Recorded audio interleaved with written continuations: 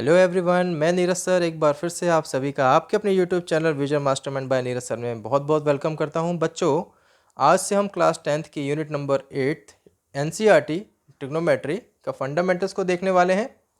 सबसे पहले हम इसका डेफिनेशन देखेंगे और समझेंगे ट्रिग्नोमेट्री क्या होता है। तो सबसे पहले डेफिनेशन देखते हैं। It is the combination of three Greek words try gun matron. अब देखिए, ट्राई का मतलब होता है थ्री, गन का मतलब होता है एंगल्स और मैट्रन का मतलब होता है measurement. Hence, trigonometry is the study of triangles, measurement of the sides and angles of a triangle and relation existing between them। मतलब कि ट्रिग्नोमेट्री हमारे थ्री ग्रीक वर्ड्स का कॉम्बिनेशन है। यहाँ हमने देखा ट्राइगन मैट्रन, और हम कह सकते हैं कि ट्रिग्नोमेट्री में हम ट्राइंगल के साइड्स और ट्राइंगल के एंगल्स के बीच में एक रिलेशनशिप को मेंटेन करते हैं या मेजर करते हैं। ओके बच्चों, अब हम ट्रिग्नोमेट्रिक रेशोज़ की बात करने जा रहे हैं। तो basically 6 types of trigonometric ratios होते हैं। तो इनको आप रेशोज़ बोलिए या फंक्शंस बोलिए। तो कौन कौन से वो फंक्शंस होते हैं ट्रिग्नोमेट्रिक? सबसे पहले हम बात करेंगे साइन थीटा की। ठीक है, साइन थीटा बोलिए, साइन एंगल ए बोलिए। तो sine, cos, tan, cosec, sec and cot, ये 6 तरह के हमारे ट्रिग्नोमेट्रिक रेशोज़ होते हैं। और इनको ट्रिग्नोमेट्रिक रेशोज़ क्यों बोलते हैं? क्योंकि ये रेशो के फॉर्म में होते हैं। ओके, तो सबसे पहले अगर हम बात करें, there are 6 type of trigonometric ratios of angle A in right angle triangle A B C. तो देखिए यहाँ पर ए बी सी एक हमारा राइट एंगल ट्राइंगल है जहाँ पर ए पर हमारा एंगल है। उसी तरह से ए सी हमारा हाइपोटेनस है, ए बी बेस है और बी सी परपेंडिकुलर है। अब यहाँ पर देखिए S I N E, sine of A हमारा एंगल है। तो साइन ए को शॉर्ट में एस आई एन बोलते हैं, साइन ए। सो साइन ए की वैल्यू होती है परपेंडिकुलर अपॉन हाइपोटेनस। शॉर्ट में परपेंडिकुलर को पी से और हाइपोटेनस को एच से डिनोट करते हैं। तो पी अपॉन एच का जो भी रेशो होगा वो साइन के इक्विवेलेंट होगा।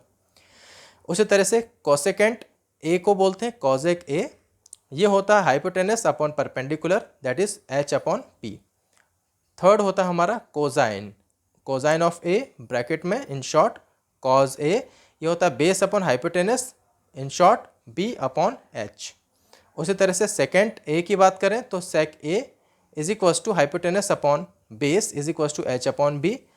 टेंजेंट ऑफ ए ब्रैकेट में tan A is equals to perpendicular upon base, that is P upon B. और हमारा 6 नंबर का है को tangent of A in bracket cot A is equals to base upon perpendicular, that is B upon P. तो इसको छोटे से हमने समझा कि साइन का होता है पी अपॉन एच, कॉस का बी अपॉन एच और टैन का पी अपॉन बी। उसी तरह से साइन का अपोजिट हो जाएगा कॉजेक, कॉजेक का हो जाएगा एच अपॉन पी।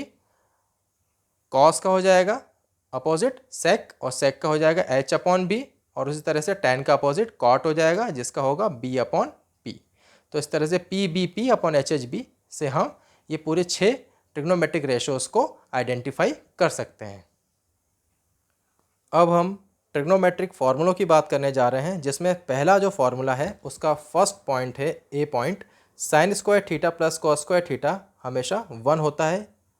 यहाँ से दो वैल्यूज़ निकलती हैं। यहाँ से एक होता है साइन स्क्वायर थीटा की वैल्यू अगर हमें निकालनी है तो cos square theta R H S में शिफ्ट हो जाएगा, that is 1 minus cos square theta हो जाएगा। उसी तरह से कॉस स्क्वायर थीटा की वैल्यू अगर हमको निकालनी हो तो साइन जो पॉजिटिव है जब राइट हैंड साइड में शिफ्ट होगा तो 1 माइनस हो जाएगा, साइन स्क्वायर थीटा हो जाएगा। उसी तरह से इसका बी नंबर का फॉर्मूला है sec square theta minus tan square theta की वैल्यू 1 होती है। यहाँ से भी इसकी दो वैल्यू निकल जाएंगी। सेक स्क्वायर थीटा की वैल्यू एक आ जाएगी, टैन उधर चले जाएगा, शिफ्ट हो जाएगा तो प्लस हो जाएगा, सो 1 प्लस टैन स्क्वायर थीटा हो जाएगा। उसी तरह से टैन स्क्वायर थीटा की वैल्यू अगर हमें फाइंड आउट करनी है तो सेक स्क्वायर वहाँ चले जाएगा तो सेक स्क्वायर थीटा माइनस 1 हो जाएगा। सी नंबर का जो फॉर्मूला है वो है cosec square theta minus cot square theta is equals to 1 होता है। यहाँ से भी दो वैल्यूज़ निकल जाएंगी, एक निकल जाएगी कॉसेक स्क्वायर थीटा की वैल्यू जो 1 प्लस कॉट स्क्वायर थीटा हो जाएगी, दूसरी कॉट स्क्वायर थीटा की वैल्यू हो जाएगी कॉसेक स्क्वायर थीटा माइनस 1। अब हम फॉर्मूला नंबर सेकंड की बात करेंगे। तो सेकंड का ए पोर्शन है साइन थीटा की वैल्यू होती है 1 अपॉन कॉसेक थीटा। इसी का बी पोर्शन है cos theta is equals to 1 upon sec theta. इसी तरह से सी नंबर का फॉर्मूला है tan theta is equals to sine theta upon cos theta. D formula है cot theta is equals to cos theta upon sine theta. E number का formula है cosec theta is equals to 1 upon sine theta and F number का formula sec theta is equals to 1 upon cos theta. Formula number 3 की बात करेंगे इसका ये formula है sine 90 minus theta is equals to cos theta होगा, cos 90 minus theta sine theta होगा, मतलब जस्ट एक दूसरे के अपोजिट हैं, ठीक है। उसी तरह से टेन 90 माइनस थीटा कॉट होगा और कॉट 90 माइनस थीटा क्या हो जाएगा, टेन हो जाएगा। यहाँ से कॉसेक 90 माइनस थीटा सेक हो जाएगा और सेक 90 माइनस थीटा कॉस हो जाएगा, ठीक है बच्चों। इसके बाद हमारा फोर्थ नंबर का जो फॉर्मूला है जो बहुत ही इंपॉर्टेंट है, ट्रिग्नोमेट्रिक टेबल। अब देखिए यहाँ इस ट्रिग्नोमेट्रिक टेबल को हम समझेंगे और कैसे याद करते हैं वो भी देखेंगे। यहाँ पर एक कॉलम में थीटा एंगल दिया हुआ है और एंगल की वैल्यू 0 डिग्री, 30 डिग्री, 45 डिग्री, 60 और 90 डिग्री दिए हुए हैं। यहाँ पर 6 के 6 आपके ट्रिग्नोमेट्रिक फंक्शंस या ट्रिग्नोमेट्रिक रेशोज़ दिए हुए हैं। तो देखिए साइन 0 डिग्री की वैल्यू 0 होती है, साइन 30 की वैल्यू 1/2 होती है, साइन 45 की वैल्यू 1/√2 होती है, साइन 60 की वैल्यू √3/2 और साइन 90 की वैल्यू 1 होती है। अब ये सब वैल्यूज़ वापस रिपीट होना स्टार्ट हो जाएंगी तो वो हो जाएगी वैल्यू कॉस थीटा की। तो देखिए कॉस 0 की जगह 1 आ गया क्योंकि ये 1 वापस रिपीट होगा, फिर √3/2 फिर रिपीट होगा, फिर 45 की वैल्यू वापस रिपीट हो जाएगी, फिर 30 की वैल्यू देखिए ये रिपीट हो रही है, फिर 0 डिग्री वैल्यू यहाँ पे रिपीट हो रही है। तो वैल्यूज़ को हम क्या करेंगे, रिपीट कर देंगे, ठीक है। अब देखिए साइन अपॉन कॉस को जब हम डिवाइड करेंगे तो टैन थीटा की वैल्यू आ जाएगी। तो देखिए टैन को अगर हम लिखना चाहें तो 0 डिग्री में साइन अपॉन कॉस करेंगे तो 0/1 0 होगा, 1/2 डिवाइडेड बाय √3/2 होगा तो 1/√3 बचेगा। उसी तरह से 1/√2 और 1/√2 को डिवाइड करेंगे तो 1 आएगा, √3/2 डिवाइडेड बाय 1/2 करेंगे तो √3 आएगा और 1 में अगर हम जब 0 का डिवाइड करेंगे तो नॉट डिफाइन आएगा। अब देखिए tan का अपोजिट कॉट होता है तो tan की सारी वैल्यूज़ को रिपीट करते जाइए, ठीक है। तो देखिए 90 की जो वैल्यू वो 0 हो जाएगी, 60 की जो वैल्यू वो 30 की हो जाएगी, 45 ही रहेगा, 30 की वैल्यू 60 में यहाँ पर आ जाएगी और 0 डिग्री 90 डिग्री में रिपीट हो जाएगी, ठीक है बच्चों। अब सेक थीटा की बात करें तो सेक होता है कॉस का अपोजिट। तो देखिए 1 का अपोजिट करेंगे तो 1 का अपोजिट 1 आएगा, देखिए यहाँ पर आ गया। √3/2 का अपोजिट करेंगे तो 2/√3, देखिए ये लिखा हुआ है। √2 हो जाएगा इसका अपोजिट 1/√2 का, और 1/2 का अपोजिट 2 हो जाएगा और 0 का अपोजिट इनफाइनाइट हो जाएगा, दैट इज़ नॉट डिफाइंड। और कॉसेक में क्या होगा, यही वैल्यूज़ रिपीट हो जाएंगी, देखिए सब रिपीट हो रही हैं वैल्यू, ये रिपीट हो रही हैं, ठीक है। तो ये तरीका था इस ट्रिग्नोमेट्रिक टेबल को याद करने का। अब एक छोटा सा नोट हम देख लेते हैं जो बहुत ही इंपॉर्टेंट है हमारे लिए।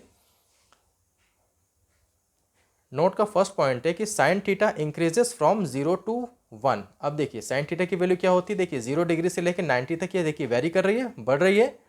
तो 0 डिग्री की वैल्यू 0, फिर 30 1/2, 1/√2, √3/2 और 1, तो ये क्या हो रही है, देखिए इंक्रीज हो रही है ना, वैल्यू बढ़ रही है।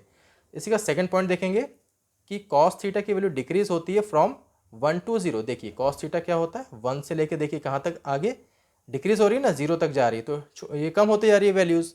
तो कॉस थीटा की वैल्यू क्या होती है, 0 डिग्री से लेकर 90 डिग्री तक डिक्रीज होती जाती है, ठीक है, 1 to 0 हो जाती है। इसी तरह से जो थर्ड पॉइंट है इसका वो है tan theta increases from 0 to infinite. अब देखिए tan थीटा की वैल्यू आप देखेंगे तो पहले 0 था, 0 के बाद फिर 1/√3 हुआ, फिर 1 हुआ, फिर √3 हुआ, फिर अप टू डैश ऐसे बढ़ता जा रहा है। तो क्या हो रहा है, 0 से इनफाइनाइट होता जाता है ना, यानी tan थीटा की वैल्यू इंक्रीज होती है 0 to इनफाइनाइट। तो इस तरह से हमने आज ट्रिग्नोमेट्री का मैक्सिमम जितने फॉर्मूले थे, इंपॉर्टेंट फॉर्मूले, उन सबको कवर किया। आई होप आप सभी को समझ में आया होगा। अब इसके बाद हम इस यूनिट नंबर 8 की एक्सरसाइज स्टार्ट करेंगे। So thank you very much and keep watching.